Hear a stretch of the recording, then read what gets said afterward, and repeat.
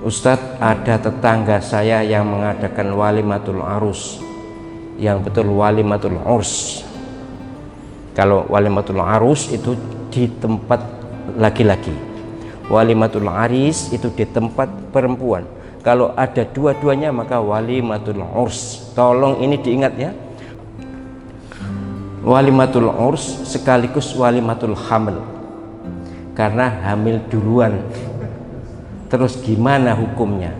Apa tetap ikut acara walimah tadi, dan bagaimana hukum makanan atau hukum memakan makanan yang didapat dari walimatul urs tadi? Pertama, kita jangan sok suci.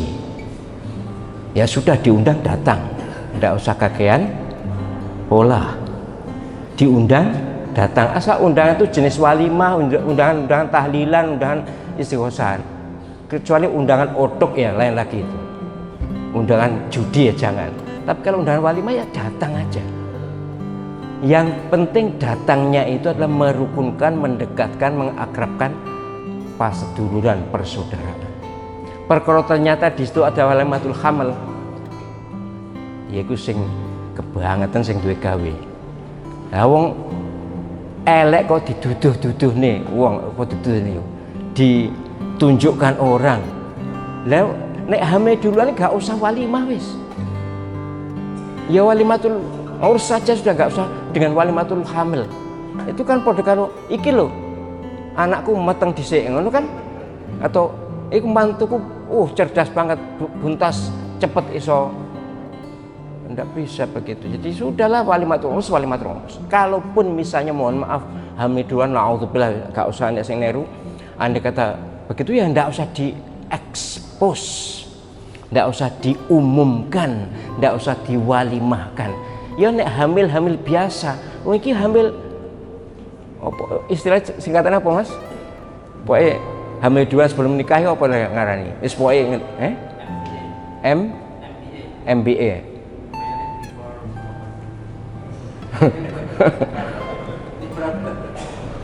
Jadi pokoknya gitu ya. Kalau soal hukum makanannya, jangankan yang undang muslim, yang undang non muslim pun tidak masalah kok. Hal haram itu, rizki hal haram itu bukan apa agamanya, tapi bagaimana cara dapatnya. Walaupun muslim tapi itu uang korupsi, jelas haram. Walaupun non muslim tapi uang dagang, ya halal. Ini walimah, sudah walimatul hamil. Ya walimah sing masalah itu. Nek suguhane ya ndak apa-apa. Nek gelem, gak gelem ya ra apa-apa sih, tapi jangan tunjukkan pada orang, aku gak gelem itu walimatul hamil itu haram. Ngaji sik. Jadi saya tuh terus terang begini ya. Rodok gemreget. Apa gemreget itu? Apa Mas gemreget itu? Gemes ya? Gemes. Pada orang yang sedikit-sedikit menyalahkan orang, sedikit-sedikit bid'ahkan orang, sedikit menganggap orang sesat. Oh walah lele. Tolong lapang dada, dingin kepala, baik dalam pergaulan. Soal ada salah, cobalah jika salah itu bisa dibetulkan secara baik-baik, tidak di depan umum, ya betulkan baik-baik, tidak di depan umum. Nek ngajine gung tutup gak usah kakean pola. Itu bolak balik tau mono ya. Tapi masih aja ada di YouTube itu, astagfirullahaladzim. Nanti ada ketemu lagi gitu, masya Allah. Jadi intinya gini lah, intinya kalau ada undangan dari tetangga, dari saudara, dari teman, jika penjenengan bisa hadir, hadir itu sunnah. Tapi kalau memang uzur ya tidak hadir, tidak apa-apa. Gitu nggih. Soal suguhan bukan agamanya, bukan apa ini walimatul hamil atau bukan, yang jelas ini adalah rezeki halal, ya sudah, tidak ada masalah. Pun ngoten mawon. Teman-teman sekalian, anak yang lahir dari hasil proses pergaulan yang tidak dibenarkan oleh agama kita, perzinahan dan sebagainya, itu anaknya tidak menanggung dosa kedua orang tuanya. Ya, maaf, saya sangat tidak sepakat dan tidak dibenarkan menyebut anak haram. Yang haram perbuatan bapak ibunya. Anaknya enggak. Dia tetap dalam kebaikan. Maksud kebaikan diri seorang tuanya. Maka tidak ada pilihan bagi dia. Kalau dia bisa memilih sebelum lahir, bisa pilih. Ya Allah, jangan lahir dari situ ya, kan? Bisa dia memilih, tapi kan takdirnya mengatakan dia seperti itu. Cuman perbuatan orang tuanya haram. Ya? Di orang tua menanggung dosa dari perbuatannya, dan kita bermohon pada Allah supaya bertaubat dia, kan? Kemudian statusnya sekarang anaknya kemudian dinikahi atau menikah dengan orang lain, nasabnya yang benar dinasabkan kepada ibunya. Di bapaknya di sini tidak mendapatkan bagian dari nasabnya. Ya, misal saja fulanah dengan fulan lakukan perbuatan buruk, lahir misalnya X ini nanti saat dinikahkan maka dibintikan, karena perempuan tadi kan, bintikan pada ibunya, binti pada ibunya. Dan jangan kaget dengan kalimat binti pada ibu, seperti bin pada ibu, itu nggak ada masalah. Bin pada ibu, bin itu anak laki-laki Pak, anak laki-laki ya, bin bukan yang lagi ramai sekarang ya, baik. Bin itu anak laki-laki, Isa bin Maryam. Isa anak laki-lakinya Maryam. Jelas ya? Ya nggak ada yang salah di situ. Termasuk misalnya Aisyah binti Abu Bakar. Aisyah anak perempuannya Abu Bakar. Kalau pengen dinisbatkan pada ibunya, Aisyah misalnya binti, misal Ruqayyah, misal saja kan. Aisyah anak perempuannya Ruqayyah, misal. Ya, jelas di sini? Tapi jalur untuk bin dan binti itu disalurkan kepada bapak untuk generasi nasab terkait dengan waris di sini. Hanya dalam kondisi ini karena bapak diberi pelajaran oleh agama supaya tidak macam-macam, menganggap ringan hukum, maka sebagai pelajaran bin dan bintinya tidak dinasabkan pada bapaknya, tapi kepada ibu yang telah melahirkannya. Ya, sebagai gambaran bahwa perjuangan ini ibunya, kan? Walaupun keduanya berbuat dosa, nasab kepada bapak diberikan efek jerah. Nggak boleh kepada bapak, cuma kepada ibu saja. Walaupun nanti bapaknya di situ masih diperkenankan memberikan nafkah bagi anaknya dan seterusnya. Sekarang bagaimana status pernikahannya? Kalau tidak diketahui dengan binti ini, sepanjang jelas orangnya, jelas keadaannya, maka ma'fu anha pada dirinya. Ma'fu anha. Walaupun ada yang tasyadud itu ketat, mengatakan akadnya mesti diulang, tapi tidak menggugurkan proses nikah sebelumnya. Ya, maksudnya dia tetap berjalan, hubungannya baik, dan hubungan suami istrinya dinilai sah secara hukum, karena dalam keadaan dia ma'fu anhu. Orang yang ma'fu anhu termaafkan karena tidak tahu hukum, maka termaafkan hukumnya. Dan dianggap diterima oleh Allah Subhanahu wa Ta'ala.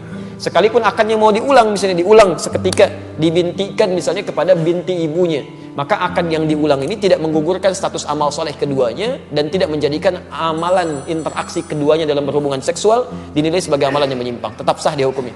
Ya. Bagaimana ijab kabul ketika anak perempuan saya? Bagaimana ijab kabul ketika menikahkan anak perempuan saya? Sedangkan anak perempuan saya itu dulu hamil di luar nikah. Bagaimana menikahkan anak perempuan saya itu? Bisakah saya menikahkannya? Bagaimana ijab kabul ketika menikahkan anak perempuan saya? Sedangkan anak perempuan saya itu dulu hamilnya di luar nikah. Orang yang menikah dalam keadaan istrinya itu hamil, nikahnya sah. Buka kitab Al-Fiqhul Islami wa Adillatuh. Kalau anaknya lahir tak perlu diulang. Sah, jangan diulang lagi karena sudah sah. Yang jadi masalah setelah anak ini lahir muncul 4. Pertama, anak yang lahir itu tak boleh pakai bin dan binti bapaknya karena tak ada hubungan nasab. 2, kalau anak itu lahir laki-laki, lahir adiknya perempuan, maka dia tak bisa jadi wali bagi adik-adiknya. Karena dia saudara seemak, saudara seayah yang bisa jadi wali, saudara seibu tak bisa jadi wali. 3, kalau ayah ini mati, si anak tak dapat harta warisan. 4, kalau anak ini gadis dipinang orang, bapak tak bisa menikahkannya. Walinya siapa? Fasultan waliyun man la waliyalaha. Walinya wali hakim. Pak Kua menikah. Pak Kua, ada yang mau kubicarakan 4 mata. Kata Pak Kua, jangankan 4, 3 pun bisa.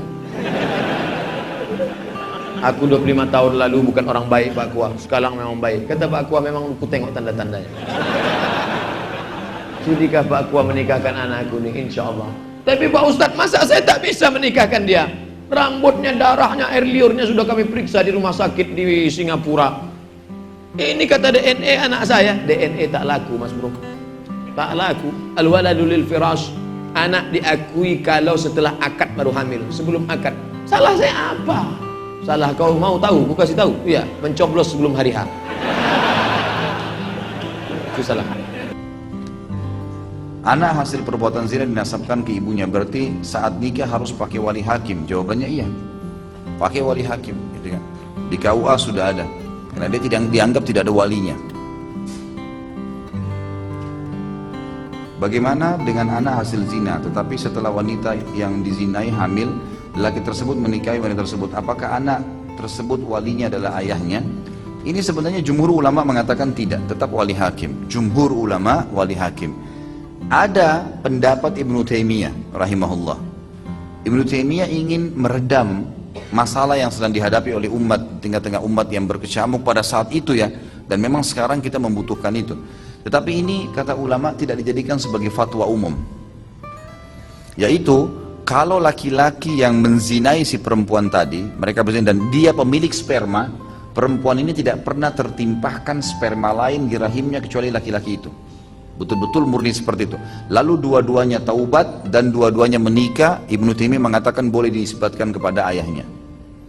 Boleh dinisbatkan. Ini pendapat Ibnu Taimiyah rahimahullah. Beliau sendiri ya keluar dari jumhur ulama yang mengatakan tidak boleh ada penisbatan. Allahu a'lam.